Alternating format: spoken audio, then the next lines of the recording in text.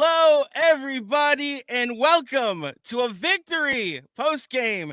It is 1:03 a.m. on the East Coast, and thankfully, the New York Knickerbockers have come away with a victory, a split of the LA matchups in Crypto.com Arena or Staples Center, whatever you want to call the building that they raised a banner for an in-season tournament for tonight.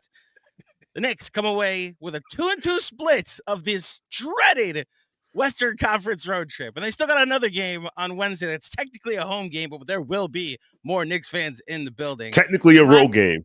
Technically a road game, but it's an unofficial home game. There's your 41st home game, ladies and gentlemen. For those who are new to the program, I am not Jonathan Macri, but my name is GMAC Andrew Claudio. I am joined by my partner in crime for tonight for this victory post-game, Mr. Sean with a W. Sean, I get to do this first because I never get to do this because I don't co-host. I don't host Casual Friday anymore. Sean, the Knicks just got a W. How are the vibes? The vibes are fantastic. And I say that because I want to give a shout out to my man, Edwin Garcia. He covers the Lakers for Silver Screen and Roll. He does a podcast with my man, Dime Dropper, who's a Clippers fan, called Basketball Figueroa.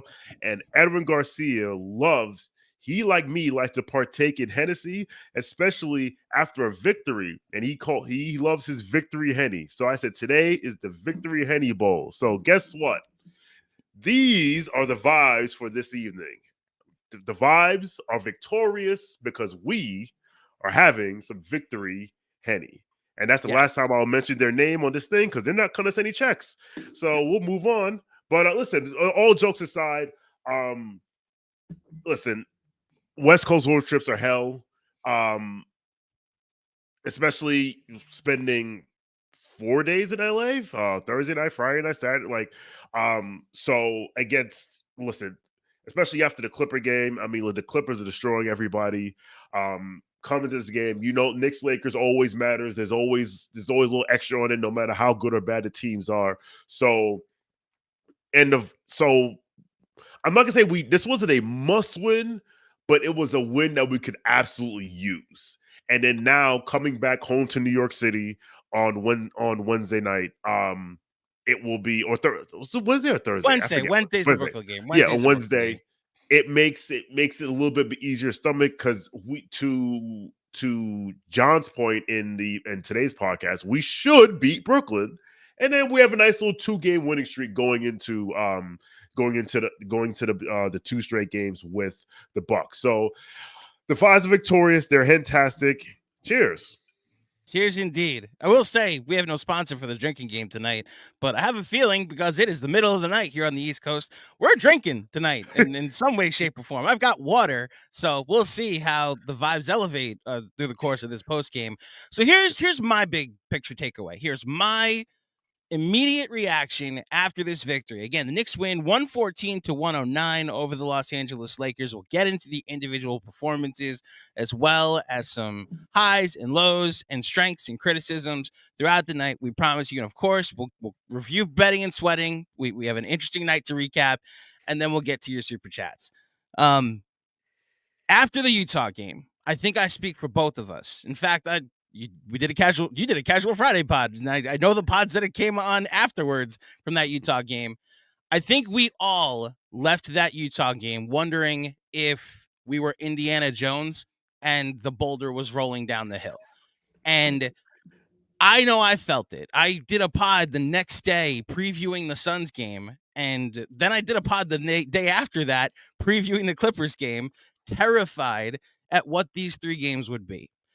And I think this should be a lesson to all of us, a lesson to every single Knicks fan that is still waiting for reasons to believe in the core, in the culture, in the attitude of this team, that every single time we're ready to doubt them and think that this is the 21-22 season all over again, they give us a reason to believe, whether it's Jalen Brunson making history on Friday or just a hard-fought road victory when the Lakers are raising a banner. AD and LeBron, like LeBron had an off night, we're going to call it, but he still almost had a triple-double. Mm-hmm. And AD was unstoppable at 20 and 15 tonight, or almost 30 and 15 tonight. Mm-hmm. And the Knicks still came away victorious. This is a team that continues to fight. This is a team that continues to give us reasons to believe. And all the doom and gloom after the Utah game. And Sean, I look up at the standings right now. The New York Knicks are your 5 seed at the moment. They're exactly where they were at the end of last season. They are a half game ahead of Cleveland. They're better than the Miami Heat, the darling Indiana Pacers. Now I'm standing looking right now, which you probably shouldn't do before Christmas. But we're like a couple made free throws and a shot or a good call here or there from the Knicks being a 4 seed or maybe even a 3 seed. That's how far the margin is away from this team taking an even further step forward. And I just want to commend this basketball team because we've seen the free fall happen in the past. We've seen one loss lead to 6 or 7 in a row, but not this team. Not this team, not this current group of Knicks that we root for. And I know there'll be transactions that get brought up over the next weeks and months to come. But as far as this team right now, you're going to have to kill them to consider them dead. And I was just very proud of this basketball team. That Lakers team on offense, there's a lot of questions. They are one of the best defensive teams in the league, and you saw it down the stretch. Knicks could not figure out a way to get an easy bucket, and the Knicks still pulled out a win. So that's my big takeaway, Sean. I was very, very proud of the Knicks being able to go and get 2-1. That we were all so worried and depressed after Utah, and they went 2-1 in their next 3 games. I love it, Sean. So it's funny you say that. So 2 things. One, you said that, this team has shown us that since this year and last year that it's not going to be a repeat of the 21-22 season, the thumbs down season as referred to it. I say this has been the Tom Thibodeau era, excluding that thumbs down year. Because even remember that in the We Here season, I think they were 10-13 at some point. They were 8-8, and they were 5. They started 5. In fact, no, they started 5-8. 5-8, and then 8-11. 8-11 was the stretch you're talking about. So they were 5-8, and we were like, all right, whatever. And then they got to 8-8. We're like, okay. And then to your point, they got to 8-11, and it was like, and then they bounced back. And then same thing last year. And I even said it on Casual Friday after the Jazz game. I said, it's crazy that the vibes are in the same place now at 13-10 as they were the last year at 10-13. And to quote the quarterback of the New York Jets for all of 4 snaps this season, RELAX. Relax. Every game. By the way. I'm sorry. It's okay. It's okay. The season's over. I've moved on. Let's go Knicks. But it's every game cannot be a referendum on the state of the franchise, whether it's the wins or the losses. We have to look at the big picture, and the big picture's shown us that this team, 99 times out of 100, shows up to play every day and will fight and claw and make you earn it. Yes, they will do silly things from time to time. Yes, they will have certain matchups that don't work in their favor. Yes, they will lose 2 jump balls that lead to touchdowns, but they will keep on fighting. And it got to a point during this game today where I said, if we lose this game now, I'm going to be disappointed. It was about 6 minutes left in the fourth quarter. I said, now if we lose this game, I will feel disappointed. I didn't feel that way at halftime when they went from being up 57-53 to being down 58-57 in the blink of an eye. But once we weather the storm, it's every Knicks fan knows that third quarter, there's always a third quarter blank. And once they weathered that storm, it was apparent, like, okay, Mensa, shout out to Mensa on the watch along. He said, we're the better team tonight. And they were, and they saw it through. I agree 100%. The run you're talking about at the end of the fourth quarter, where I had that similar moment, the Lakers called timeout with 5:47 left after Jalen Brunson hit a floater to put them up 10. And that's when I looked at it. And I got to be honest, I went into the fourth quarter with a 10-point lead. And even then I was like, you can't blow a 10-point lead here. But I internally gave myself the caveat, but that's LeBron and AD. Like, if they do special things in the fourth quarter, you can be like, all right, that's LeBron and AD. When 10 minutes left, you're up by 10, or excuse me, 6 minutes left, you're up by 10. that's when I join you in this will be a disappointing loss. And to your point, the Lakers cut it to 4, and I understood what the Knicks have do this all to every team's weakest defender. When they play the Heat, it's Tyler Hero. When they played the Heat this year, it was Jaime Jaquez Jr.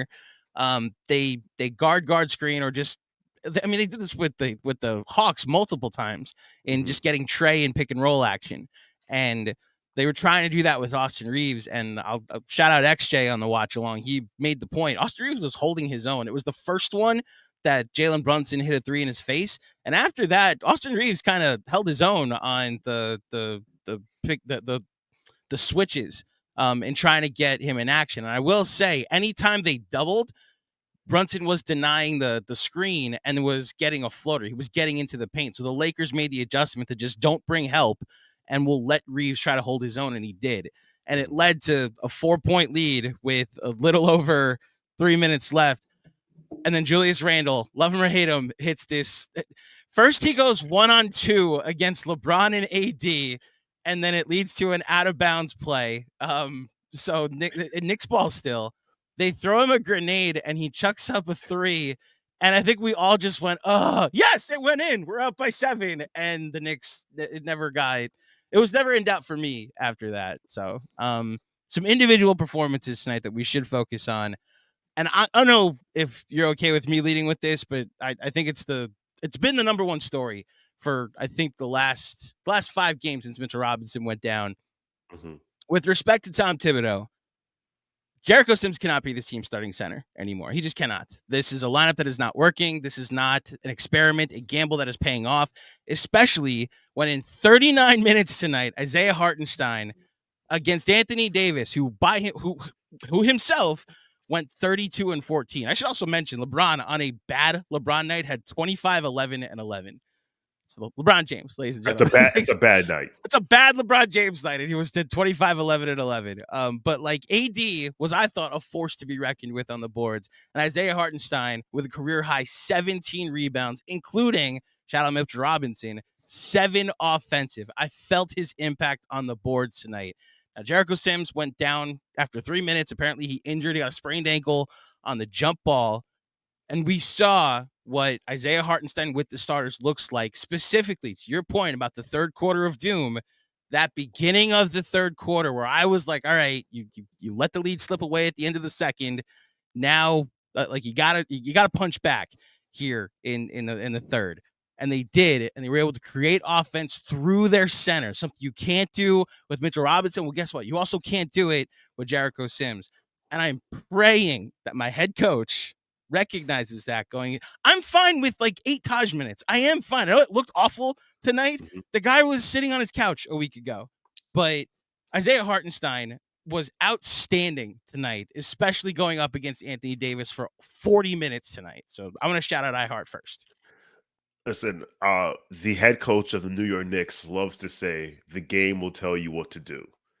Tom, the game is telling you what to do. Yep. Mensa pointed out perfectly, like you made your third string center your starting center. And listen, you tried it, and you get an E for effort, but it's clear that it doesn't work. And it's not even a knock on Jericho Sims. I mean, listen, he's the 58th pick in the draft. The fact that we even have the opportunity, the fact that we even have the wherewithal to even try it out is a testament to the organization finding him and taking a chance on him. But it's not working. And Isaiah Hartenstein is the best backup big in the NBA. I'm gonna give a shout out to my friend Chris Burnett of Hoop Spaces, because he likes to go on Rihanna's internet and say that Bobby Portis is the best backup big in the NBA. And I said, not while Isaiah Hartenstein exists. And he tells me to go scratch. Well, him and I will be having a chat in the Spaces tomorrow. But yeah, we like the data's in front of you. The game, like it's eye test data, what have you. Like Isaiah Hartenstein needs to be the starting center, especially since when you start Sims, then you end up with Isaiah Hartenstein playing 20, 17, 18, 19, 20 minutes in a row, and that's not. And that's not fruitful. That's no good.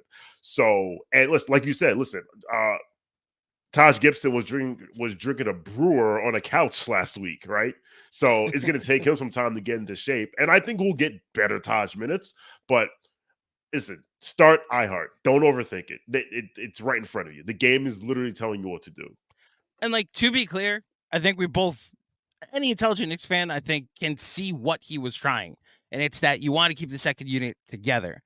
And it's similar to the Elfrid Payton thing from the first year, right? Like, you try to play even with your starters, and then your bench takes you home. Like, I do understand the logic. You're trying to play even with your starters, and then the bench takes you home. The problem is you weren't playing even with your starters. You were getting killed with your starters when Sims is in. So, look, it's a lesson learned. I actually do appreciate taking a chance on a young guy and maybe instilling confidence. I have no clue what's going on behind the scenes, but to a man, I don't know a person that is like, the Sims minutes are working. So, Jericho Sims, God bless you. Get well soon. Isaiah Hartenstein, I think, proved his worth tonight in more ways than one, whether it be stepping up and playing more minutes than he was prepared to play tonight and looking like he belongs to play with the starting unit.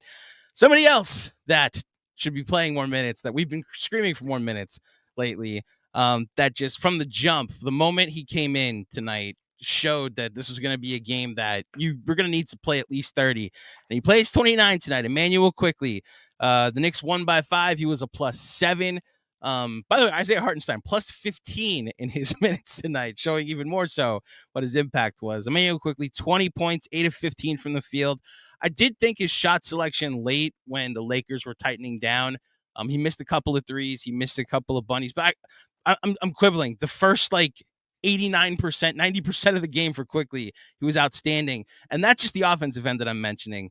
The difference he made on the defensive end of the floor, whether it be making life tough for Austin Reeves, who was his assignment, getting in passing lanes, being a beast on the defensive boards as well. I thought we saw exactly why the more Emmanuel Quickly, the better, has been the motto from people clamoring for more of it. Listen, it's like this is the third straight year where it's taken Tom Thibodeau a quarter to a third of the season to realize, wow, this guy is really good, should play more minutes. Listen, people have their, listen, for all the data information that's available to us, we all have our hunches, we all have our intuition, we all have our beliefs. And ultimately, Tom Thibodeau sees Emmanuel Quickly as he sees him in a role that, for what this team is doing, what this team wants to do, and what this team has to do, he let's the elephant in the room. Like, Josh Hart is taking his minutes, and he values Josh Hart can do as a one-on-one defender against bigger guys. Like, Josh Hart can guard 2s and 3s and 4s, whereas I may know quickly 1s and 2s. So I understand, but as we're discussing on Study Hall on Sunday, you just look at the data, like the old lineup data. Like, this team is just better when Emmanuel Quickly's on the floor. Simple as that. And at some point, you have to lean into what works. So my pushback, and this is a thing that you and I have gone back and forth on a lot. The Josh Hart minutes are also very well. Like, they are a very large plus when Josh Hart is on the floor. So I actually think it's the combo of Hart and Quickly that they've been killing teams with. Now, Josh Hart is not the offensive player that Emmanuel Quickly is, but to your point, he can guard bigger than Emmanuel Quickly can. Now, we can quibble about impact and all the different other ways that Emmanuel Quickly is valuable, but I don't think it's a Josh Hart problem. I think this team has a lot of guards, and Tibbs doesn't believe that DiVincenzo or Grimes can play the 3. And look, I don't think we're ever going to get to find out if either of them can, because I don't think he's going to play them. The thing I think Quickly is going to eventually find himself. And look, I threw out the theory out there after the Clipper game. I don't think it's a good theory, but I think it's just a theory that because Tibbs knows what he has in IQ, and something Fred told me a year ago is you got to take the first 25, 30 games of an NBA season after training camp, which is now only 2 weeks long, and just understand that coaches are trying stuff because it's a long season. And while the play-in tournament made it seem like these games mattered, they didn't really, because like the Lakers look like a team that's headed for a 7 seed, even though they just raised a banner tonight. So my theory was that Tibbs knows what he has in Quickly. And as a result, he's like, all right, I know what I can go to with Quickly. Let me try some other things, like to get DiVincenzo going, get Grimes going. And like XJ said it tonight, there are going to be guys that just play fewer minutes than they probably should on certain nights. And like Grimes only played 11 minutes. DiVincenzo only played 19 minutes. It was because Quickly was playing well and he rode the hot hand. But like RJ, if anything, should have been playing fewer minutes than what Quickly should have been cutting into RJ's minutes going forward. I maintain, and this is like the lineup data that I've been staring at, is the Josh Hart, Emmanuel Quickly lineups are plus 12.4 this year. They're both like equal in the plus minus on offs, which is why like this was the closing lineup last year. Those two on the floor. So all that to say, but like to our point, 20 is not enough for Quickly. This was the happy medium of 29. If like anything from 25 to 29 is exactly what I'm looking for. So you're right. The Josh Hart IQ minutes are really good. The reason why I say Josh Hart is because, especially down the stretch, Julius is going to be on the floor, Brunson is going to be on the floor, a center is going to be on the floor, and now you have two spots, and more often than not, Josh Hart takes one of them. So it's between Devo, Grimes, Quickly, and RJ. So I say that because Josh Hart, like, unless he's just absolutely terrible, and even there's sometimes he's been terrible, he's played. So that's why it's not a Josh Hart problem, but that's where the minutes. But to your point, he could play. IQ could play more minutes in RJ stead. But that's just how the tables have turned. It's the roster construction. Like, as much as people don't want to hear this, like they have a lot of guys on the wing, and Fred's point about they have a lot of, like, the front office knows they have too many guys, and like Quentin Grimes probably isn't happy he played 11 minutes tonight. Guess how many minutes I thought Quentin Grimes should have played tonight? 11. That's not even to a point to say he was bad. No, I just thought yeah. I thought Quickly had it going. I thought I looked up, I was like, wow, DiVincenzo's only played 19, and I was like, who should he have played for? Like, it's at a certain point, I was kind of okay with RJ's defense, and I was kind of okay, and we'll get to RJ in a second because I guess that may be a point of contention. But like, I was fine for the most part tonight with the rotations outside of the way the game started, which I guess could be the next thing we get to. So other than starting Sims for Hartenstein, there was an adjustment Tibbs made tonight, and he played Julius Randle the first 19 minutes of the game. Now, this is something he did against the Celtics earlier this year. He tried to match the Julius Randle, Jason Tatum minutes, and he tried to just like play Julius as long as he could. Julius then sat the last 5-ish minutes of the first half, and the Knicks had an 11-point lead when they did. So I was like, okay, this seems to be working. Now this bench unit that plays freer with Brunson is going to have to just hold the fort and not blow an 11-point lead. What ended up happening is they blew an 11-point lead, and this was the stretch where I thought RJ was particularly bad. His shot selection was pretty awful. He had 2 shots at the rim that got blocked by AD. Then down in that stretch at the end of the second, I thought he took 2 floaters because he was terrified of AD and didn't go up strong. Second half, I thought he was a bit better, but shots still were not falling. The credit I will give RJ for this game is he is still hitting his free throws. He's now another 6 for 6 night. He's going to be up over 85% after this game. I thought this was a pretty bad RJ Barrett game, though. If you want to go there, well, okay. I skipped over the Julius part. Let's go to the Julius part. Let's go to the Julius part first, because I thought Julius played a really good game and then was just gassed by the end of the game, which is why you didn't see him take a ton of field goal attempts. So what are your thoughts? So we were discussing that during the playback watch party, because we were like, at some point we were like, has Julius sat? Because first, let me take a step back. For all this crap we give Tibbs for not adjusting, clearly he made adjustments, right? And all the crap we give him about, shout out to Sean Geddes, #subs on auto. He switched it up. So every decision that you make will have unintended consequences, and it's just a matter of how strong or weak those unintended consequences were. And you're right, they were up 11 when Julius came out of the game with about 4.5, 5 minutes left. So the trade-off was that now your bench lineup, which now can play freer and more open, is now going up against LeBron and AD and the majority of the Lakers starters. And when usually down the stretch of the first half, the final minutes of the first half, you have Brunson, you have Brunson, you have RJ, and you have Randle in the game. And then you saw the lead just evaporate, and it was like, because the thing that the bench unit trying to do and that they're trying to do against starters. So I understood it.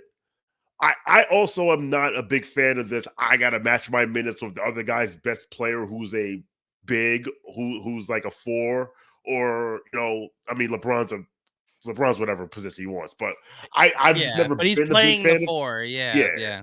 I've never been the biggest fan of it. Like, it didn't cost him the game, obviously, right? And to your point, it worked until it didn't. It was just, and to your point, like, we've seen Julius be gassed down the stretch down so many times. So I just felt like emptying the tank that early.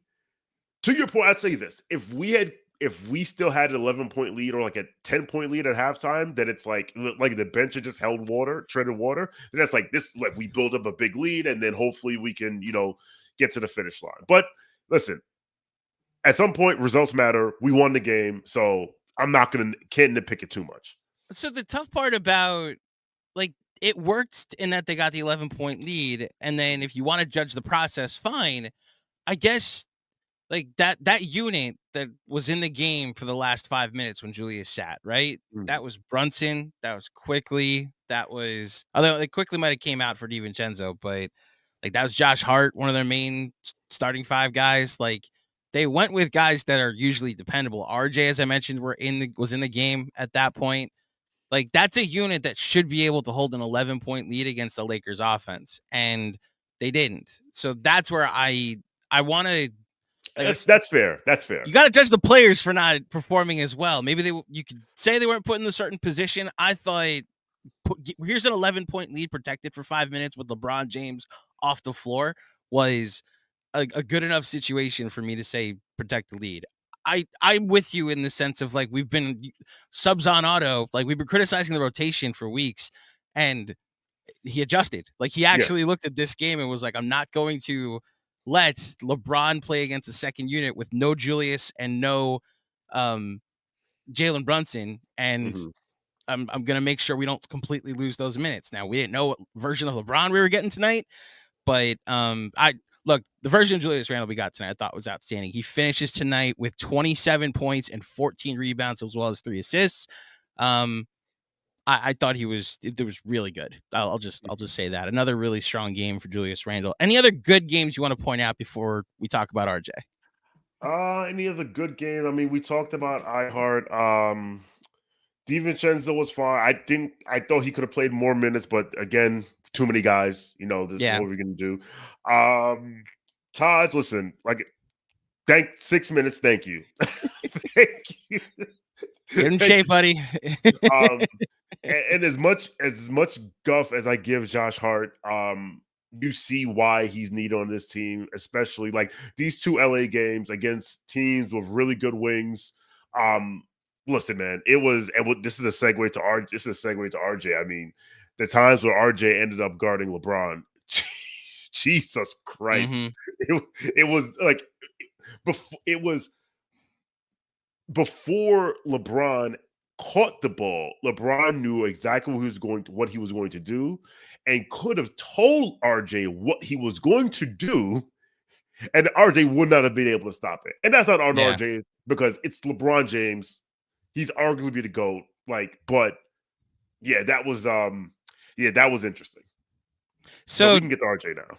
RJ Barrett finishes tonight 3 of 10 from the field, 0 of 2 from 3. Shout out Menta, who took an under on Prize Picks of RJ 3-point attempts. He was right. As I mentioned, 6 of 6 from the line again. that is something that we can take away as an RJ positive. Did have 5 rebounds, 4 assists. I thought his shot selection was pretty poor. And like there's some process things. Like there are certain things where, like in the second half, he was able to get less straight on floaters. I was actually able to get to his strong side, the left, and get some layups out of it. And that's when I thought he played his best. And then Josh Hart got hurt, and he came back in the game for probably 8 or 9 more minutes than I thought he was going to play. But these nights are going to happen for RJ. Unfortunately, he can have his inefficient moments. I don't want to pile on him tonight. They got the win. The 3 free throws that he made Austin Reeves take at the end, I was not very happy with the fouling on a 3-pointer. I'm saying, Sean. Oh yeah, that was that was not what you want. But look, I maintain like that 7-game stretch to start, as great as it was and as awesome as it was. I don't want to officially say that that's not coming back, but I don't think we're gonna, like, that RJ might have been not something we're gonna see long term. We are at a different version of him that I think can be a decent starter, and then Josh Hart and quickly close, like, or just 2 other guys close, and we'll see what happens. There'll be nights when RJ closes too, when he's got it going. Yeah. But I thought he was pretty bad tonight. So we'll see what happens going forward. Yeah, I think so. I think he had a poor start. To your point, his shot selection early was like, okay, like those shots aren't going to work against Anthony Davis. I will give him, and I give Julius credit also. Like, there's a song by the Notorious B.I.G. called "People Bleed." People bleed just like us. So like, you can't like, all right. You should acknowledge who was there, but you can't play afraid. But the shot selection was like, you weren't getting to your spots, and you're trying, like, that's not going to work again. If you're not in your spot, that's not going to work against those guys. He got settled. He got to his spots. He actually did what, like, there was a play where he got to the cup and they dished to Ihart for the layup. It's like, that's the RJ you want to see. Like, it just comes down to process, process and like make the right play. And I think RJ, he knows what the right play is, and I think he wants to make the right play, but at the same time, this part of him that's like, I'm the 3rd pick, and I got to show people who I am, what I can do, and I'm not going to be some facilitator, connector guy, like whatever. So, he rebounded, and then, like I said, he was okay, and then, like I said, when he got singled on LeBron, that wasn't good. The foul of the 3 was terrible. So like, and then obviously 3 for 10 is 3 for 10. There's no way around that. So I'm curious to see what Benji's grades will be from tomorrow. I think he's probably gonna get like a C minus. I got you. If you want to know Benji's grades. My guess is C minus for RJ. Benji's grades for tonight are, hold on, for the Lakers game, Brunson a B plus, DiVincenzo a B, Barrett a C, and then Randle an A, Hartenstein an A, Quickly a A minus, Grimes a B minus, and Josh Hart a C plus. Josh Hart got hurt midway through this game, and he gave Taj a C as well. Josh Hart got hurt somewhere in the 3rd quarter, and then just like, or maybe the 4th quarter, and disappeared from this game until the last 30 seconds. So I have no idea what to make of the Josh Hart game. I just maintain in general, he had just been one of their more impactful players, especially when you look at his combo with Quickly. But look, this is not a night to be having the RJ conversation. I just thought he had a very bad basketball game, but we can move on and talk about we can honestly move on with the rest of the show and get to our super chats. I will just say, as I said at the top, like, this is a game they lose 2 years ago. You know what? We didn't even mention Jalen Brunson. Now I'm thinking about it. We actually did. I was looking at the stat line. It's pretty good. Like, so Jalen Brunson, go ahead. Yeah, 29 points, 10 to 21 from the field, 3 or 6 from 3, 3 assists, 4 rebounds, 1 steal, 1 block. Wow. And +1. I don't want to say we take him for granted, but it's just like he just does so many things. He hit a really big 3 either late third or early fourth. He hit a really big three because to relieve some pressure. But listen, man, like all-star, simple. Write it down. Yeah, no, this is par for the course for Jalen Brunson. 29 points. His free throws tonight, including some clutch ones down the stretch to ice the game. I thought the Lakers defense was really good in the last 5 minutes, which is why like there were a couple of possessions where it's like the Knicks have no chance to get an easy shot here. They're just rotating really well. They're trapping Brunson at half court and then rotating into spots. We've seen the Knicks, like the Jimmy Butler traps from the playoffs last year. They give us all nightmares, right? Like that works when you could see it, when you have the personnel to do it. And the Lakers were like there was one trap of Brunson that led to a Quentin Grimes getting the ball at the top of the 3-point line, and he's covered right away. And it's like, so that normally would just be a 3-pointer and against a bad defense, but against a top 5 defense like the Lakers, that's different. Shout out Jalen Brunson. Walks away from this road trip with 2 games that probably could solidify himself in the All-Star conversation. And look, big picture, the Knicks come home 15-11.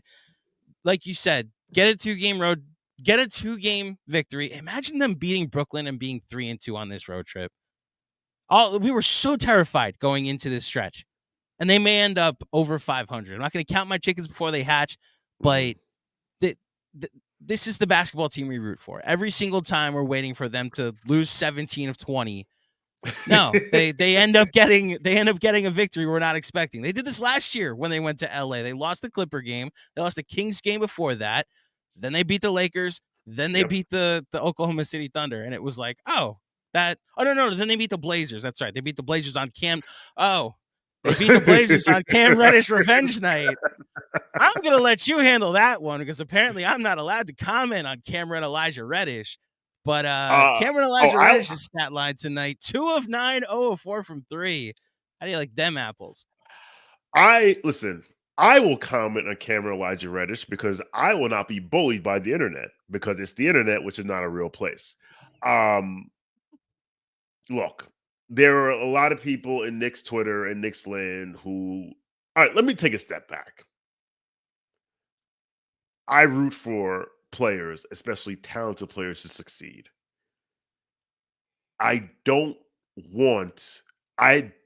No one here at KFS has a vendetta against Cam Reddish, contrary to popular belief. Especially the gentleman who is usually in this seat at this time. But it's just, and I actually said this in Twitter Space on Saturday, like, I don't understand how there is a player who doesn't play on our team who averages 7 points a game, shooting 42% from the field and 31% from 3, and that gets celebrated by our fan base, while we have guys who are all NBA 2 out of 3 years. We have guys who are like, we have someone who's 2-time All NBA, 2-time All-Star, who gets 20, 10, and 5 almost by rolling out of bed, and we shit on him. That's the weird part to me, right? So, like, if you went into this game thinking, this is going to be a Cam Reddish game, he's going to destroy us, and you'll see that the Knicks shouldn't have, like, listen, it didn't work here. I'm not going to, like, if you want to play blame pie on whose fault it was between Tibbs and Cam in the front office or whatever, you can do that. Like, it's never clearly one person, but it just didn't work here. It also didn't work in the team he was here before. It also didn't work the team before the Knicks, and it didn't work the team after the Knicks. But listen, he's found a home.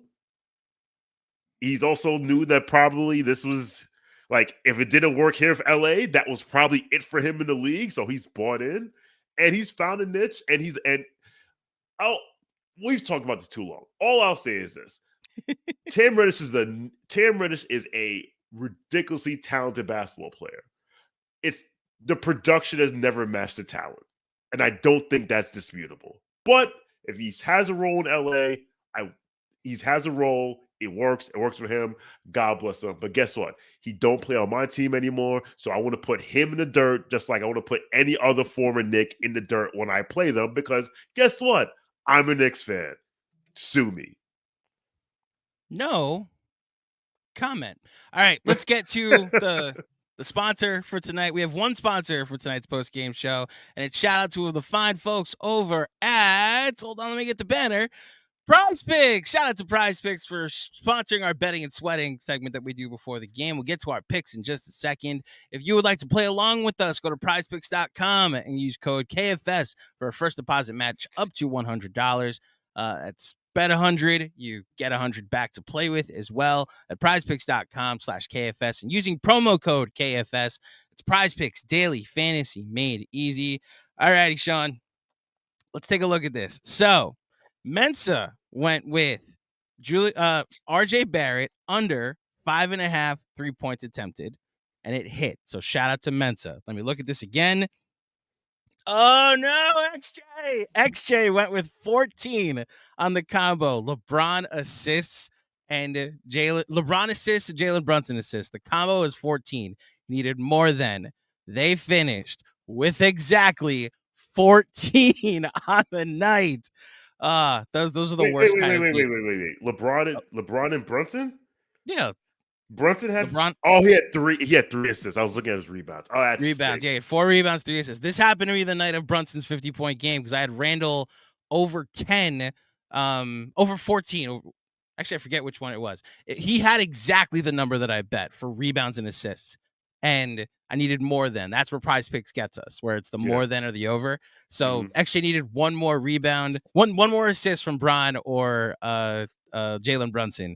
And unfortunately, walks away with a push, which means a loss in Prize Picks world. And then, Sean, you hit the over 43.5 points, rebounds, and assists for Anthony Davis. Anthony Davis finished with 32 and 14, which is 46 on its own. So the 2 assists are for a cherry on top. And then Julius Randle. I took in over on free throws made. I took over 5. Julius Randle made 2 free throws in the first quarter, Sean. And as I mentioned, he then played a lot of minutes after that. Julius Randle tonight played 43 minutes and took those 2 free throws. I don't know if he just wasn't getting calls. I don't know if he was just like not. Well, he wasn't getting calls. He got elbowed in the mouth. It was bleeding, and the refs was like, hit in the face and still wasn't getting to the free throw line. So here I was hoping that Julius Randle could get 6 free throws out of a game where there would be a physical matchup, and instead he gets those 2 free throws. So I hit the under, unfortunately. One more time, go to prizepicks.com and use promo code KFS for a first deposit match up to $100. That's Prize Picks, daily fantasy sports made easy. All righty, Sean, we are going to get to the super chats. Do we want to throw a drinking game on this one? Sure. Anytime someone mentions what? Well, you know what? I've been keeping my eye on the YouTube chat. So you see where rookie. It's coming. Okay. So it can be. Well, I haven't seen the super chats. I was looking at the regular chats, but I think it should be a Duke player. Pick a Duke player. Anytime someone mentions a Duke player, how's that? Any Duke player, yes. Any Duke reference, any Blue Devil reference. All right, let's get to the super chat. And of course, we start off with our boy, Mr. Robert Cross. Now that is a W. Get it? With a W. A smart guy said IQ is key on study hall this weekend. Hashtag 53 wins. I'm assuming Robert Cross is the one that said a smart guy that IQ is a key. Or was that you who said that IQ is a key? I think we all said it. I think everybody actually with an intelligent mind. Yes, if you watch this team and have a pulse and understand basketball, you realize IQ is key for this team. Indeed. Shout out Robert Cross. Next one, Sean, you read it. Again for Robert Cross. First time, long time. It's your boy, John. It's your boy, John. Brunson, IQ, RJ, Randle, and iHeart. That is the starting 5 until Mitch comes back. Play our best players, hashtag 53 wins. Robert, I'm glad you said that because we said that during the playback. We were like, this is our best lineup. This lineup should start. This lineup should play the most minutes. Again, the game will tell you what to do. And this is what you should do. One counter. We said that when Josh Hart was in for RJ. Because it was that lineup they went to at the end of the first quarter. Is that's their best lineup. And statistically, if you want to just look at the lineup data, when Julius Randle, Josh Hart, and Emmanuel Quickley and Jalen Brunson all share the floor, It's like a plus 25. I wouldn't be surprised if it's even higher after the limited minutes they played today too. So just throwing that out there. No, I would say that like I don't know how long Devo's going to be in the starting lineup. Shout out to, I believe it was Benji. It might have been Benji or DJ. Both of them who are amazing. That said, like, our 4 best defenders currently come off the bench, and I don't know how feasible that is long term. So, listen, whether it's IQ or whether it's RJ or Hart. IQ, RJ or Hart. Yeah, whether it's RJ or Hart, but that should be the lineup. I have the lineup data real quick. The combination of Josh Hart, Emmanuel Quickley, Julius Randle, and Jalen Brunson, when they're on the floor together, it's 252 possessions, and they're plus 30 on the season. That's the 100th percentile. It's also the 100th in points per possession. It's also the best defense, the 99th percentile in points allowed. It's their best lineup when those 4 with a center. And if you want to pick a center, iHeart with that team, it's with that 4 is plus 32. Mitchell Robinson with that team is plus 28.4. It's their best lineup when they go to those 4 and a center. So hopefully we see more of it. Next up, Anthony Sixto. Every time his team's back is against the wall, they get stronger. Hashtag 3 seed. I will just look real quick at the standings and say that Orlando is no longer winning every game, and they're now just a game and a half ahead of the Knicks. It does seem like there's a clear top 3. Although you heard me talk about this on the pregame pod. The freaking Sixers schedule is ridiculous. It is so annoying, their schedule. Every night is the Wizards or the Hawks or the Hornets or the Pistons again or the Wizards again. And there, for those who missed it on the pregame show, so we've been frustrated, right, that the Knicks' reward for going to the in-season tournament was another game against Milwaukee in Milwaukee and another game against Boston in Boston. The Sixers' punishment for missing the in-season tournament was a home game against the Washington Wizards and another home game against the Atlanta Hawks. So that balanced out, right, NBA? Ridiculous. So I'm waiting for the Sixers to get through, like, I don't know, a stretch where they play competitive basketball, where Embiid isn't putting up video game numbers against teams that are going to be drafting in the top 5 in the NBA draft next year, before I officially declare that they're in the top 3 to stay. Got my rant out. Yeah, I think next year for the in season for the IST, playing Milwaukee, I don't mind, because it's like, okay, this is the quarterfinals. You're going to play good teams, right? I think instead of you playing the team on the other half of the bracket who lost, you should probably play, like, the 2 teams who lost in the quarterfinals of the in-season tournament should play one of the teams that didn't make the group stage in another, like, didn't make the knockout stage in another group. So, like, you should play whoever, like, actually have Philadelphia's group up here. Philly's group had, right. I just had it right here. Oh, here it is. Philly's group had Cleveland, Atlanta, Indiana, Detroit. So, like, we should have played like Cleveland or Indy or Detroit or something like that, and they should have played like Washington or Charlotte, what have you. And I will say this: listen, we got Charlotte and Washington in our group, and those are who we beat, and those are 2 regular season wins, right? So I think they'll make that change. But listen, again, it's a long season. Excuse me. Philadelphia is in our division, so we will get to play those bad teams as well, and all even out. So I wouldn't say that there is a clear. Excuse me. I'm sorry. You're good. You're good. Fight through it. You're good. I'm not sure that there is a space between. I don't know if there's a clear top 3 as of yet. I agree with you, Orlando. They're coming back. They're probably coming back down to earth. Philly, we'll see how it goes. Because listen, we haven't had the annual Joel Embiid I'm out for 15 games injury yet. So we'll see. Yeah. I will say the schedule got tougher tonight for the Sixers, and they played the Chicago Bulls.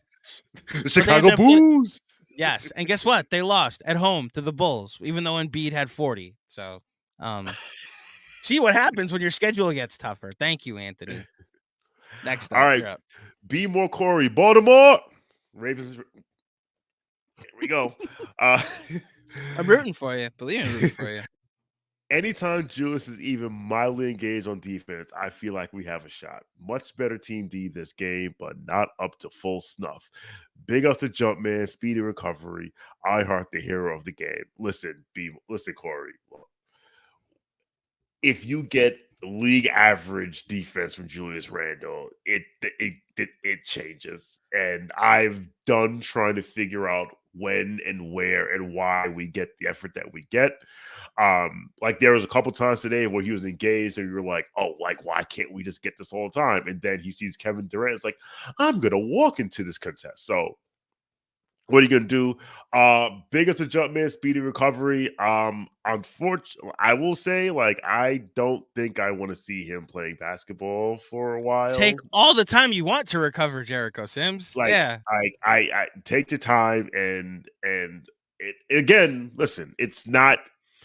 He's put in a defensive system that is not like. Listen, he's not great on pick and roll. Like and against certain teams, like he's meant to said it the other day. He's like, he's never seen a player that's so good. He's like on offensive rebounds, he's fine, and defensive rebounds, he just gets bodied. It's crazy. But yes, Ihart's the hero, the best backup big in the NBA. Yes, Naz Reid has a shout. Yeah, there's a shout for Naz Reid, but my vote is for Ihart. I agree.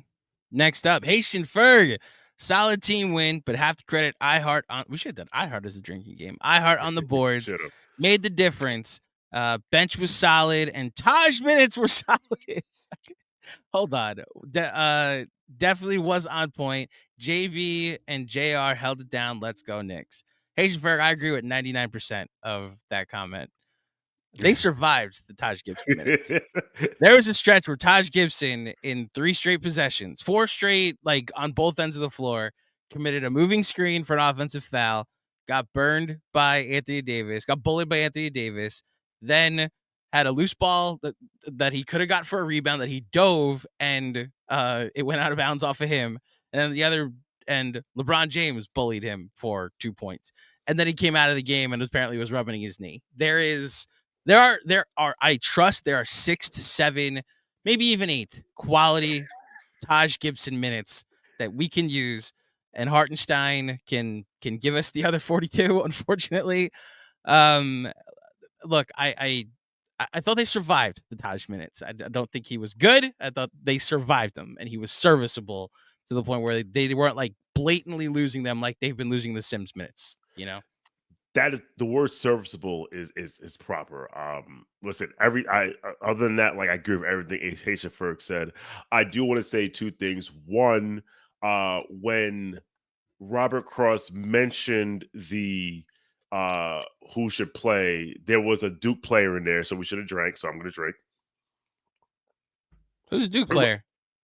When Robert Cross's comment, when Robert Cross's comment when he mentioned the lineup. Oh yeah, the lineup that was wrong. Yeah. Okay, got it. Okay. Number 1, number 2. I'm fine with pulling an audible and making a drinking game. Any Knicks starting center, any Knicks center. Well, they're all starting centers because Jericho Sims started tonight. So any Knicks center mentioned is new drinking game. There you go. Thank you, Haitian Ferg. You're up. Kevin Danishevsky, good to see you again, Kevin. Really wanted that win. Really happy to get it.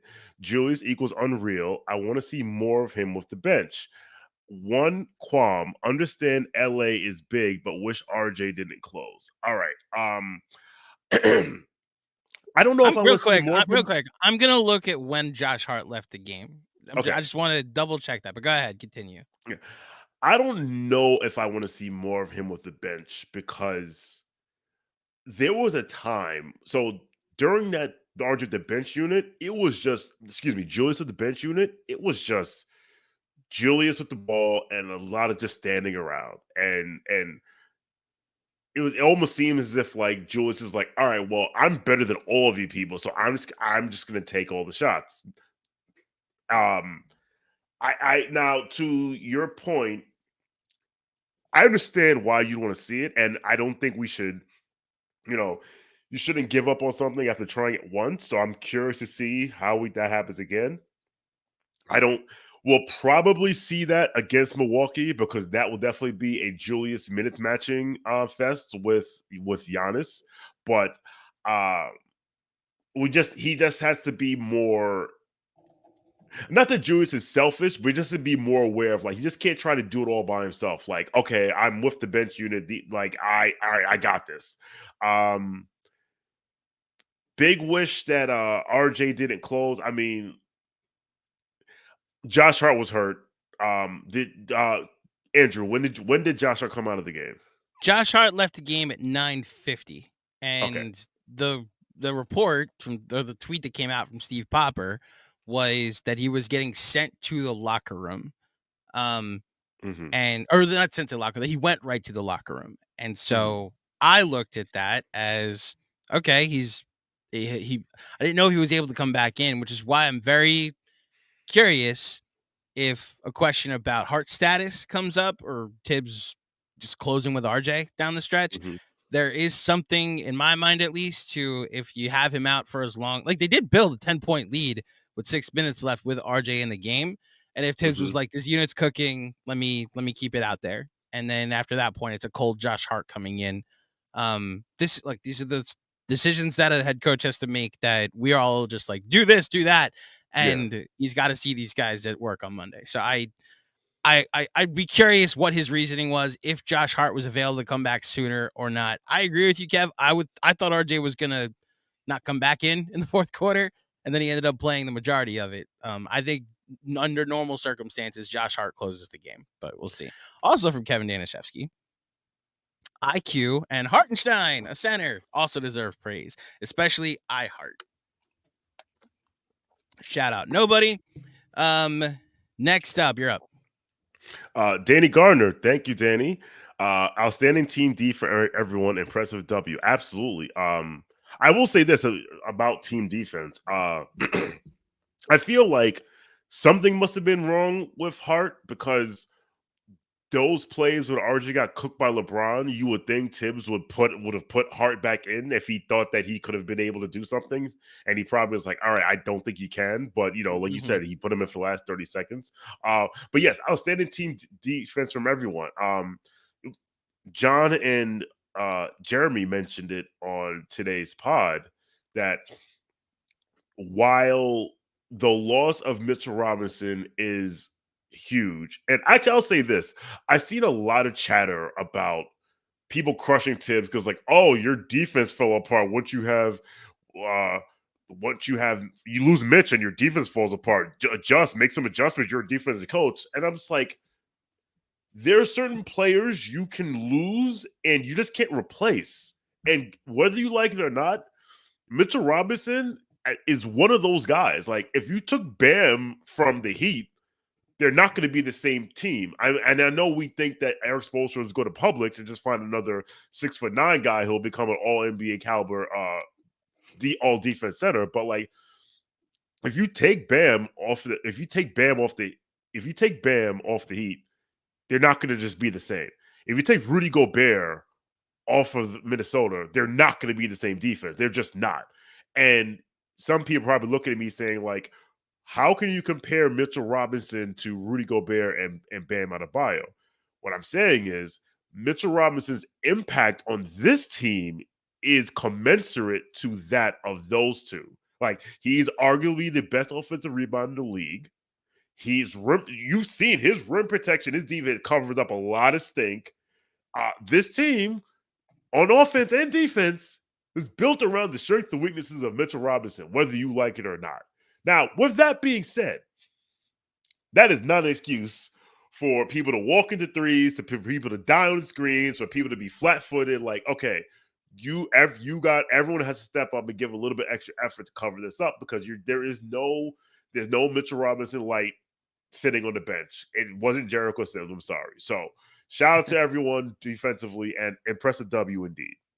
I agree. Just about everything you said, I agree with. I co-sign. Oh, one more thing about impressive W. Shout out to Quality Wins Knicks Twitter that was beating that drum about quality wins. Like, this is the college football playoff. Like, this is the second year in a row that argument blew up in your face. So please find a new narrative. Look, continue. I went into this after the Utah game and I looked up and saw that their next 10 were against teams over 500. I was like, well, one of us is going to be right, that this team's going to either get some quality wins in the next 10 or they will have lost 11 straight, and we should be starting to scout whoever in college at the moment. And lo and behold, 2 of the next 3 became W's. So we'll see if they can get another one on Wednesday. Mark Sable, good to hear from you, my friend. Shout out to you. Thank you for the contribution. Proud to be one of the Knicks fans in LA, making crypto feel like home for our boys. Shout out to you for going to the game tonight. Fun to watch the Lakers fans leave early like it was the 7th inning of a Dodger game.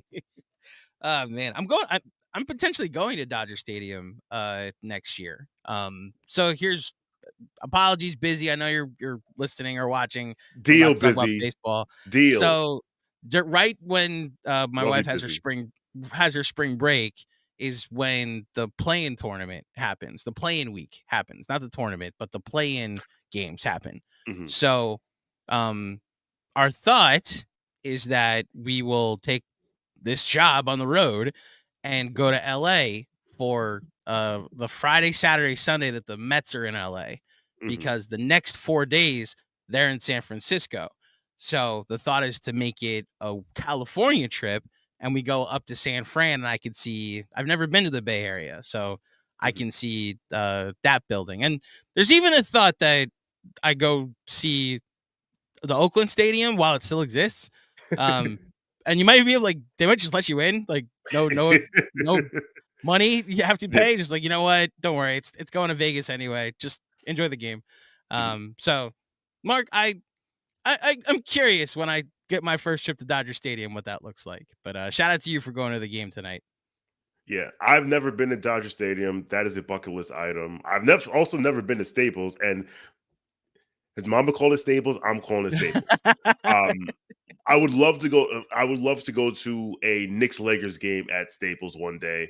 I went to a Knicks Warriors game. I went to the last Knicks Warriors game in Oracle in 2019, and on everything that they say about Oracle, it actually makes sense. And there's something about a Laker crowd, especially when it's a big game against a big team, or a team of history, or a team with fanfare, or a team of bravado like us. Definitely looking forward to it. So salute to you. Listen, God help this league when the Knicks are really good, and the arena takeovers are going to be real, and they're going to be spectacular. We saw it last year during that winning streak. Like, let's go take over Orlando. Let's go take over Atlanta. Let's go take over Miami. You know, well, we own the Southeast Division. Like, we do own the South. A lot of New Yorkers travel to where it's less expensive to live. I respect the decision, believe me. But shout out to you, Mark, for going to the game tonight. You're up. Another Kevin's back. All right. Gonna come out and say it. I think this team ends up with the 3 seed. Philly's strength of schedule has been real weak, and Orlando will continue to fade. Others just not as good. So Orlando right now is 16-9. Wow, they're playing 640 basketball. Good God. Okay. I mean, I had Orlando as a playing team, and I think that's possible. So then it comes down to so the funny thing is, I think I actually had the Knicks 3rd. I'll pull up your preseason picks. I'm 90% sure, because I think I had I had them 4th because I had Cleveland 1. I had Cleveland 1. So I'm just gonna read this real quick, everybody. So Sean with the W had the Cleveland Cavaliers as his 1 seed going into this year. Now, injuries did happen, but they were not tracking to be a 1 seed when that happened. Then you did have Boston 2 and the Knicks 3 in your predictions. Okay. You then had Milwaukee, Philly, Atlanta as the rest of your playoff teams, with Miami, Chicago, Orlando, Indiana as your play-in teams. Atlanta's making me look real freaking stupid. I mean, they are around like a 6 seed. No, they're worse than that right now, right? Oh, they're 10-15. Well, they're 11-15 now because they beat Detroit. They stink. They're the 11th seed right now. Yeah, it's true. My biggest regret, I've mentioned it before, is that I had Indiana as my 6 seed before the season for the longest time. And that was my bold take. And then a couple preseason games where you saw they couldn't stop a parked car. And I was like, I don't think I could predict that they're going to be a 6 seed. And I'd move them to 8, moved Atlanta to 6. Operator error. That's on me. No, you were very smart because the Indiana Pacers, and I pronounced it Indiana for a reason. Indiana. Okay. You cannot be last in defense and be a playoff team. Like your offense is amazing, whatever. But like, listen, the Clippers are really good. The Clippers had 100 points with 5 minutes left in the third quarter. Like this, I'm sorry. Like their offense is good enough to get them in the play-in, but that's it for them. You had them properly. You had them properly seated. Don't get impressed by a couple IC wins and whatever. No, don't do that to yourself. I will say the Pacers, since the in-season tournament, it's a win, an 8-point win against the Pistons, who have lost to literally everybody, and then 4 straight losses. So they're maybe a comeback down to earth is happening right now for Indiana. But the Knicks will play them soon, so we'll see what happens when that happens. Or next up, real quick, or the same Lakers that they played and lost to the final. Everyone's looking at their blueprint, going, that's what we have to do. So that's you got to do. Double Hallie and then see what happens. Ja's so focused. I'm going to make you read this. I can't. I'm not allowed. Go ahead. Go ahead, Sean. Shout out Ja So Focused. Always love your contributions. You're up. Now, if only we had Cam Reddish on this team. I think Ja is being instigating? Trolling. I don't think he actually means that. Like, because like I think people will say like, okay, well, they see what he's doing in LA and they're like, oh, what if he was doing that here? But he was here and didn't do that. Like he was here. And like, what you asking him to do? He was here and he didn't do it. Listen, there were games where he was really good defensively, and there were games where he was really poor defensively. There were games where the effort was there. There are games where the effort wasn't. There are games he was just fine. That, coupled with the fact that he's not a good 3-point shooter. It's like you can't be the 3-and-D wing and be shooting 32% from 3 and be inconsistent on defense. Like, listen, part of the reason why Dillon Brooks is no longer in Memphis because he's a 3-and-D wing and he shot 31% from 3. Not 31%. Yeah, he would shoot like 31% from 3 and give himself a green light. Now, Dillon Brooks is far better defender than Cam Reddish is, but you can't be a 3-and-D wing and shoot below league average from 3. So, like, what we wanted, like the best version of Cam, if this like he did what you wanted him to do, he didn't do here. And listen, we can get into the Tibbs of it all and the roles, and he, if whether Tibbs didn't want him. We know that. Like, I'm like, he didn't want him. Like, but it didn't work. It should have worked. I wanted it to work. It didn't work. Drink some prune juice and let that shit go. Please. No comment. Next I'm gonna get lit up on the timeline tomorrow, but I don't care. I'm done getting lit up, so I don't care. But I don't care. I am in Sean's corner. I preach. My only comment on the matter is LeBron James and Anthony Davis are really good, and anybody that plays around them can probably find a role. So, but next up, Rowan Beckford Sr. Shout out to you for your contribution. Knicks Film Kitchen been cooking all night. Yes, absolutely. Shout out to you, Rowan. Next up, I'll read this one from Josh So Focus, and you can get the next one. One JB 3-point attempt from a perfect flex and power play. Oh, man. Shout out to Prize Picks. In other news, RJ still our best free throw shooter since Tylenol failed him. Randle and JB are both him. That was really funny. That was really, really funny. Look, it's the biggest revelation of RJ this year. If that stretch at the beginning of the year when he looked like an all-star, I don't think that's it. This free throw shooting, we're now in month a full month too of it, and it's still working. So, shout out to RJ. The free throw shooting is still there. So, and I hope Tylenol doesn't fail him in the future. My goodness. All right, next up, you're up. Baltimore Corey back for another. Once Quick starts skipping, you know you're gonna have a problem. So I want to say this. I feel like once he started skipping, I think Cam was like, "Oh, word." But I thought Well, we were on our way to like another like uh quickly in the TD Jake Center game in Boston again. Sean, it's what I thought we were trending for, and I thought like that's what I was hinting at of quickly shot selection down the stretch, where like there were a couple shots where I thought he forced it. There was a couple shots where he was just wide open and missed. I was like, okay, is this going to be a quickly game as well when he was dancing? And then there was a moment when Cam was guarding him and he was talking to the bench after he hit a three, where I thought, oh, we might be quickly might be going off might be taking us home tonight. And then, like I said, he missed a couple, but quickly was just outstanding tonight across the board. Shout out to you, B More. Thank you for the contribution. Next up, again, Josso focused. Good night, gents. Let's hope this effort carries into Brooklyn tomorrow. So, okay, yeah, technically tomorrow. It is 2:15 a.m. on the East Coast. So, yes, hopefully tomorrow the Knicks play well against the Brooklyn Nets, against the little brother. So, shout out to you, Josso Focus. Thank you for the contributions. As always, you're up. Zach Horowitz, thank you for your contribution as well. Oi, we did it.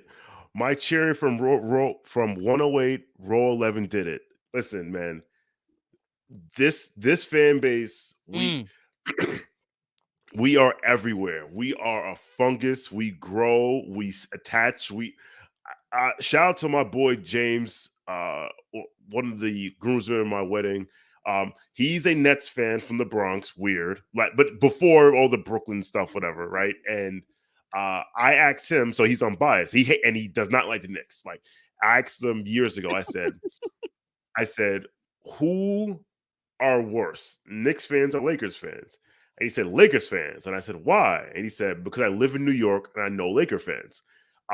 When you meet a Laker fan, when you meet a Knicks fan outside New York, they're from New York or have ties to New York. Whereas with Laker fans, and I was explaining this on the Purple and Gold Mine show earlier today, when you've won 17 championships, you're just gonna have casual fans everywhere and fair weather fans and bandwagoners. But like this fan base, man, we are everywhere. We will show out. You will see our jerseys everywhere. So shout out to everyone who was in the building at Staples tonight, because Lord knows those tickets aren't cheap, especially when they play us. So listen, man, the Knicks revolution is coming. Just stay patient, stay focused. The revolution is coming, and it will be televised on TNT. On TNT. Although, shout out to TNT, because you're actually right. Because today, yes, the other team actually did have the best player on the court today, but it didn't matter. Now, did it? Yes. Which one? Anthony Davis or LeBron James? Flip a coin. Can I just say something? LeBron James is turning 39 years old in like 2 weeks. He's in year 21 2 weeks, of his December NBA 30th. season. In 11 days. Excuse me, 11 days. He's having his most efficient season. Like it's only the second time I believe he's shooting 40% from three. That 2013 season in Miami where he shot 56% from the field and 40% from three, he was taking 3 threes a game. And he's taking almost 6 now, and he's still averaging his 27. It's not 27, 7, and 7 because he's never had 27, 7, and 7. But like he's got his highest effective field goal percentage of his career in year 21 of his career. This is insane what LeBron James is doing at this age. So just wanted to just throw up just the absurdity of what he's doing. All right, you're up. Oh no, I'm up. Shout out Will Oliver. How different the convo on iHeart was this time last year. Yeah, so he got off to that tough start last year. Correct me if I'm wrong. He's mentioned that he was hurt, like he had an Achilles issue for the beginning of the season, but it wasn't so bad that he couldn't play through it. And so, I mean, look, we saw, especially when Mitch like had to miss time, they knew that he needed to step up and play. And as he played through it, he learned how to play with the pain. And look, this is something that's just never gonna be credited to the guy. But as far as Julius Randle and his leadership skills, one post game interview that stood out last year was Hartenstein saying that while he was struggling and fans were booing him during the beginning of the season last year, and everybody was in his comments and in his replies, and Julius was texting him like, "Hey, we're gonna need you. Like, keep your head up. We're gonna keep fighting through this. You're an important part of this team." And that apparently stood out to Hartenstein. So, like, it's stuff like that you appreciate from your veterans on the team or your leaders on the team. And so that always stood out to me. And I'm, to your point, Will, very different convo. The guy has been absolutely a monster when given the opportunity this year. We mentioned that during the playback also, that he was getting trashed. People were like, you told me he's a stretch five, and he wasn't doing well. And you said he completely turned it around. I'll say this: like, after Jalen, if you exclude Jalen Brunson, no, because there are people out there who are silly and call him selfish and ball hog, whatever about Brunson. But like, iHeart has the highest Q rating on this team. Like, nobody dislikes Isaiah Hartenstein, and I honestly don't think he's going to be in our team next year, because I think somebody's going to say, you should start for us. Here's a bag. So shout out to him. And since, that's iHeart. So you really think so? That Hartenstein will get a bag like that? I think you don't think like a Daniel Gafford 3 for $40 contract isn't more his speed? So 3 for $40. So that's $13 million a year. For a backup center, I don't think anybody's gonna ask him to start. I think he's very clearly a backup center, but there's a couple, like, we were actually mentioning there's a couple teams that, like, right now he could go start for right now. And also, let's say he gets the Dana Gafford bag. I mean, are we gonna tie up the 20? Well, I know Mitch is on descending contract, so he's probably on like 13. That's why you can do that, because Mitch's contract gets better as it gets older. I know the last year of Mitch's contract, he's like $12 million. So I'm assuming he's going to be like between 30. Let's say he's like. So the question is, do you want $26 million tied up in the center position in the NBA in 2023? That's half of what Joel Embiid is going to be making in 2025. That's Joel Embiid, right. But like, my point is, like, if you're getting two solid center performances from your center, like, that's like $26 million from your center might be the going rate in a couple of years. Well, listen, it's like DeAndre Ayton a year. Now that you say it like that, that's what I'm saying. It's actually cost effective if you can get Hartenstein to agree to something like that. Yes. Okay. If Hartenstein wants to stay in New York and take $12 million a year, then you get to the whole thing about, like, again, like, you're right, $26 million a year for, I guess it's like, is the whole grid and sum of parts. It's like, yes, $26 million a year is cheap, but that's still like $26 million a year to the center position for $26 million a year toward the center position, where offensively one guy has no offense and the other guy you ignore his offense. So, we'll see. But I wouldn't be surprised if he wasn't on this team next year, because I think he's good, and I think there's a team that could unlock him, because there's things he can do on the offensive end that are just like, imagine if Memphis at iHeart right now, they'd be in much better shape. Personally, I think Rob Williams was gonna be their pivot, but they also got off to the start they did. The Knicks currently have $18 million, telling us that in and out is overrated on the bench. Like, I think they can afford to pay their backup center. At least in my money, if it was my money, I would pay it. So I guess we'll see what happens. You're up, Danny Gardner. All right. To be honest, I don't get the RJ hate from tonight. The dude took 3 shots in the second half and played mostly great D. If his bad games are low volume efficiency with good defense, we should all live with that. So first, Danny, thank you for the contribution. Yes. I don't think we destroyed RJ tonight. I think we were like Well, It's you said he RJ was hate, awful. because anytime you're critical about him, it's hate. I don't hate RJ Barrett. I brought up his free throw shooting to balance out any criticism I had tonight. I thought those 3 shots he took I thought they had a chance to be up by 20 at halftime. And I thought RJ's shot selection in that stretch cost them. Now, maybe 20 is too much of a stretch. He could have been up 15. He could have still been up double figures in that stretch. I thought RJ was poor tonight. Maybe his defense on the rewatch on the film will be better than will be okay. By the way, we're also being told by Anthony Sixto in the chat that it wasn't us, it was the live chat that was more critical of RJ. So if it's not referring to us, Danny, I'm glad. I tried to balance out my criticism with something too positive that I can find. I'm like when you go to dependable free throw shooters right now, and like who's taking the defensive 3 seconds tech or any technical foul free throw. Quickly's obviously number 1. I would still put Brunson number 2, but RJ Barrett's in the conversation now for like, I'm okay if you take the free throw in this. So Okay. I just thought he was very poor tonight. We'll see what happens on the rewatch if the film says he was actually better on defense, but I thought he was poor tonight. Yeah, I mean, I think he was. So I think I wouldn't say he was poor, but he was. There was definitely some moments. The moments. Yeah, there was definitely some moments. But you know who deserves some hate? And I'll give them some hate. Because I actually saw this in the chat and I looked it up. Today, well, actually, no, yesterday now was the 10th anniversary of the Arjere Bargnani. What is he doing? Oh shot. no. Every Knicks fan remembers God. that. Oh my God. So, listen, shout out to Arjere Bargnani. Yeah. How far we've come. I was in college when that happened and watching that live, and it was very much a what am I doing with my life? Like, I'm watching this basketball team that's probably going nowhere this season, and yeah, not what you want. So, thank you for bringing up that moment from. See, look how far we've come, Knicks fans. 10 Look years how ago, we far were we've watching come. this. Now we're winning tough road games against Bron and AD in Staples, as Sean would put it.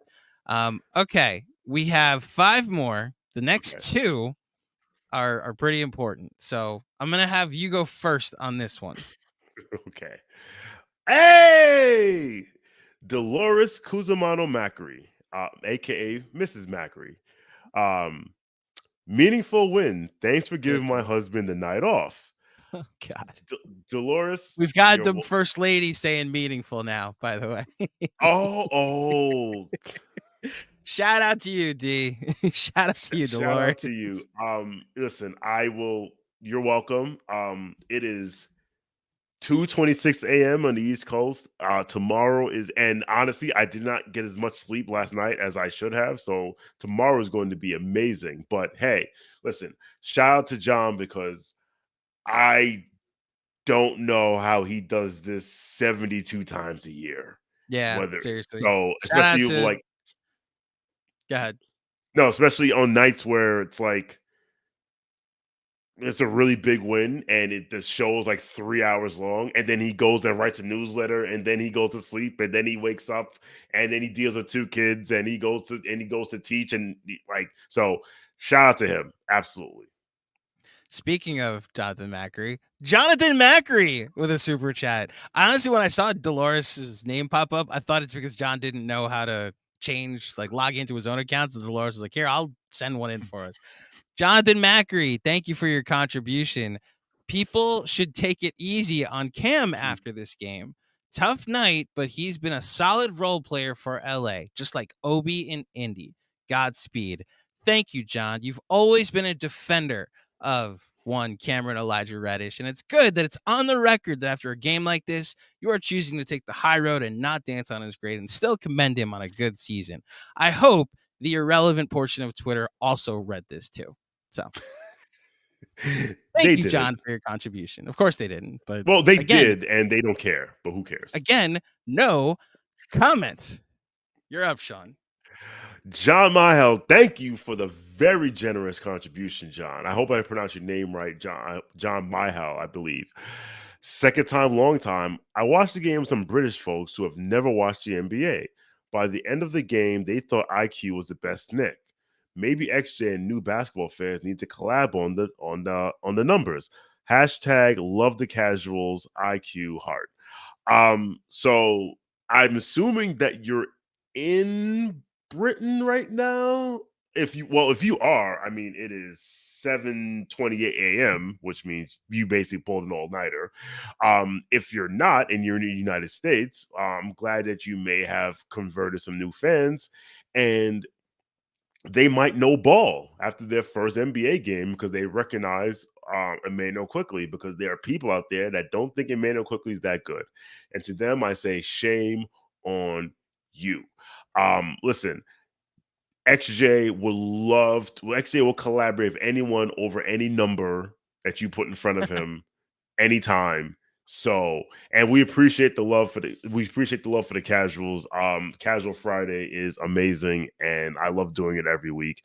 And just trying to bring some balance to the world and trying to see, looking at our favorite basketball team through a different lens, but a balanced and nuanced perspective. Because Lord knows the world could use more of that throughout our time. Absolutely. And look, to your point, John, about XJ potentially looking at the stats and collabing with the numbers. I'm just going to pull up EPM, which is actually, I hope I'm not speaking inappropriately for you, but I know that you have said this is your favorite advanced overall income advanced metric, EPM, which is estimated plus minus. So Emmanuel Quickly is 5th on the Knicks in EPM. He is behind Mitchell Robinson, Isaiah Hartenstein, Julius Randle, and Jalen Brunson. On defensive EPM, Emmanuel Quickly has actually been pretty down this year. I think a lot of that has to do with some of the lineups he's been stuck playing in, although I know EPM tries to single out how good IQ can be, or specific players' impact and performance. It's mostly theoretical, though. Again, estimated plus minus. And then offensively, though, Emmanuel Quickly is their 3rd best offensive player according to offensive EPM, behind Julius Randle and Jalen Brunson. Jalen Brunson, one of the best offensive EPM players in the league, by the way. In fact, he is right behind. Wow. So Jalen Brunson, as far as offensive EPM is concerned, is ahead of Damian Lillard and right behind LeBron James and Kevin Durant. That's how good Jalen Brunson has been this year. Safe to say he should be an all-star this year, Sean. All-star. Mm-hmm. All-star, indeed.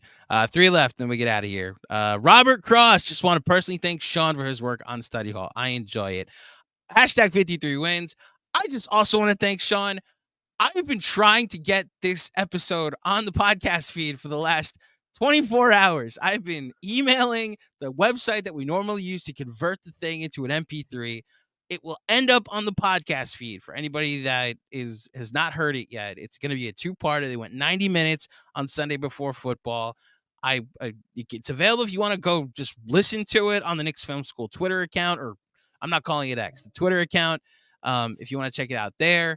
But I apologize to the KFS listeners that haven't been able to hear it live. I will do my best to get it up on the feed as soon as possible. Sean, you can respond to Robert's comment. Robert, thank you. And I want to thank you because you've been a big supporter of Study Hall almost from day one. Robert DMs me incessantly and asks me on the timeline, like, I want Study Hall. Can we have Study Hall? When's the next Study Hall?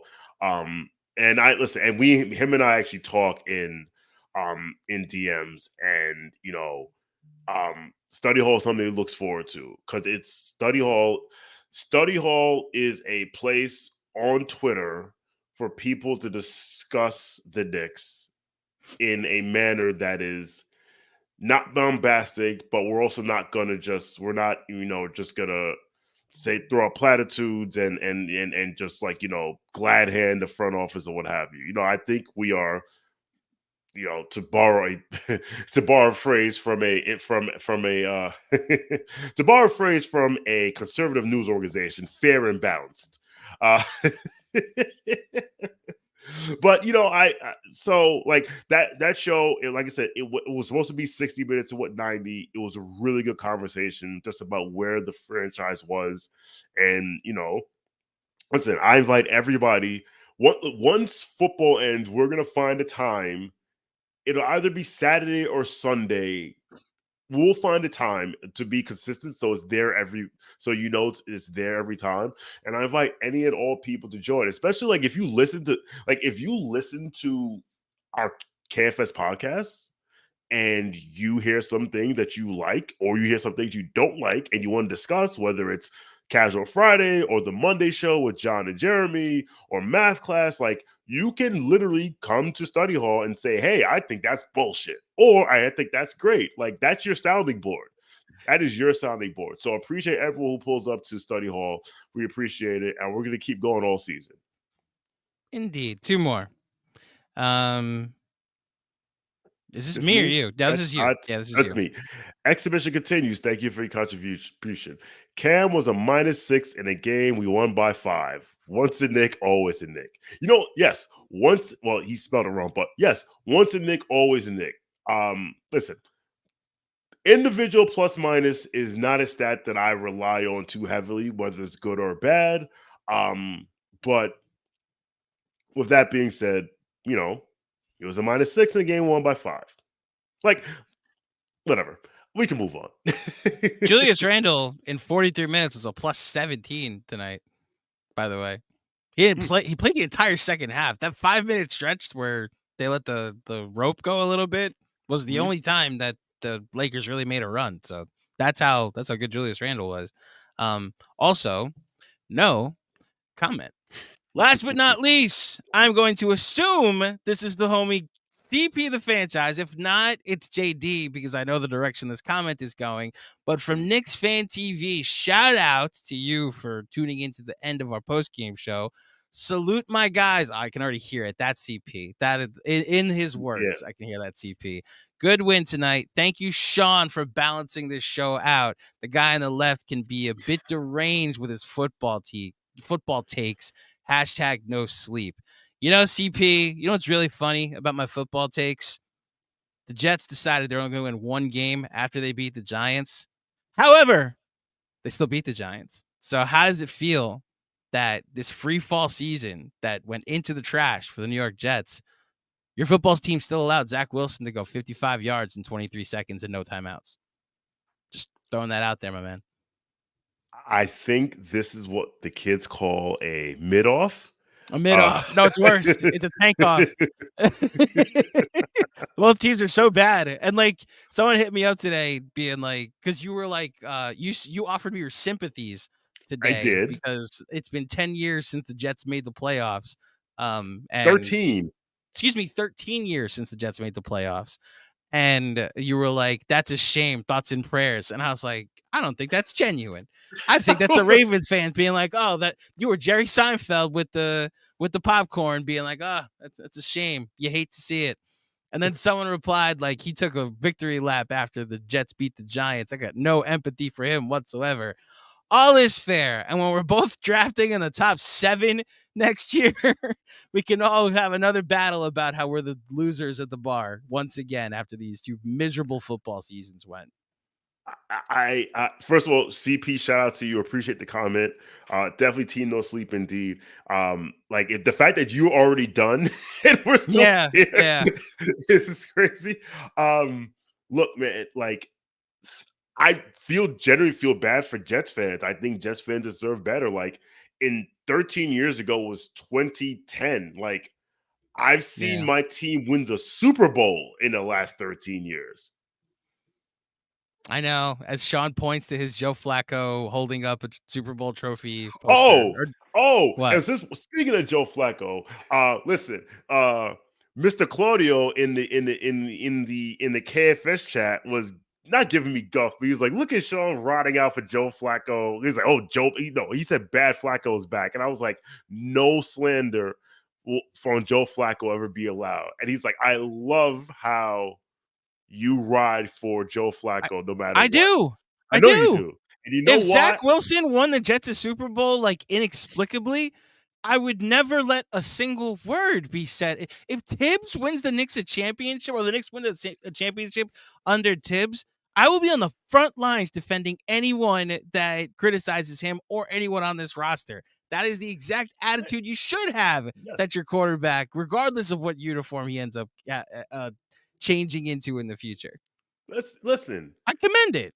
No, I'm just letting people know because a lot of people give Joe Flacco grief and it's like this, that, and the third. And I'm like, listen, man, Joe Flacco will never buy a drink when he's in my presence. You know why? Mm-hmm. Because we won the Super Bowl. In fact, hold on one second. Oh, Andrew, God. this is not directed at you. Uh-oh.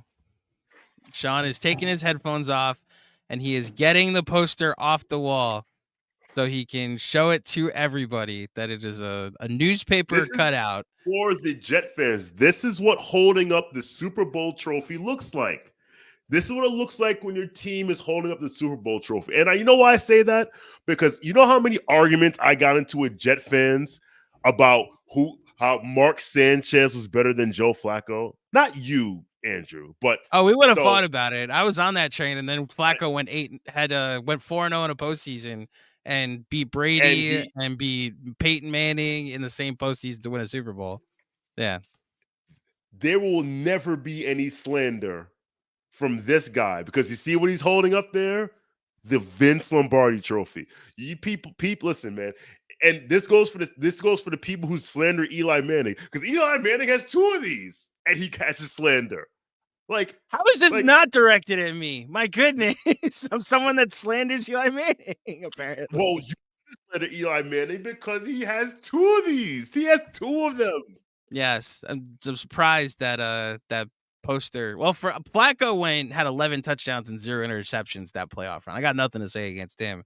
For the Eli poster, they couldn't fit the whole defense on the screen to say who actually deserves the MVP trophy of the Super Bowl, both of those Super Bowls. So, unfortunately, it's just Eli on that poster. Why would the 20th ranked defense in the league be on that poster? How about the playoff run where they beat Green Bay and they beat they were the 20th they held Atlanta to 2 points. They were the 20th ranked and they were 9-7 that year, Sean. They weren't a good team. They got hot in the playoffs. But guess what? Because that defense showed up. And we have gone off the rails, and it is 2:41 in the morning. It's 2:41 in the morning. And Eli Manning has arguably the greatest throw I've ever seen in a Super Bowl. That throw to Mario Manningham on the side. So again, I love that it happened. It beat the Patriots. I'm not a hater. Again, I just get labeled. No, you're a hater. You're a hater because I'm allowed to objectively. Yes, you can scoreboard. You were the ones yelling at me about process earlier. So a guy leads the league in interceptions 3 times, and you're not allowed to bring that up. You're right. Anyway, thank you, CP, and thank you everybody for joining us tonight here on this marathon late night post game. Our appreciation to everybody that tuned in live. Still over 300 people watching live on YouTube. We'll always appreciate you. Remember, if you're watching this, please like this video and subscribe to our channel. It goes a long way. If you're listening to the podcast feed later, please leave a 5-star rating and a review. Some programming notes. The KFS X's and O's crew will be going live on Tuesday night at 7:30. I will also have a pregame pod for you on Wednesday morning that will hit your podcast feeds and your YouTube channels. And then, of course, back on the postgame on Wednesday, Jonathan Macri on a normal Eastern Standard Time schedule will be back recapping the Knicks game against the Brooklyn Nets. A bit of a home game for John Macri, who lives in said borough and will be watching his said basketball team play the team that calls that borough home. So tune in on Wednesday. Thank you, everybody, for tuning in tonight. Shout out to the Knicks again for a good victory on the West Coast. Get back soon, boys. We'll see you back in the good time zone on the best coast. So thank you, everybody, for tuning in, and we'll see you next time. Peace.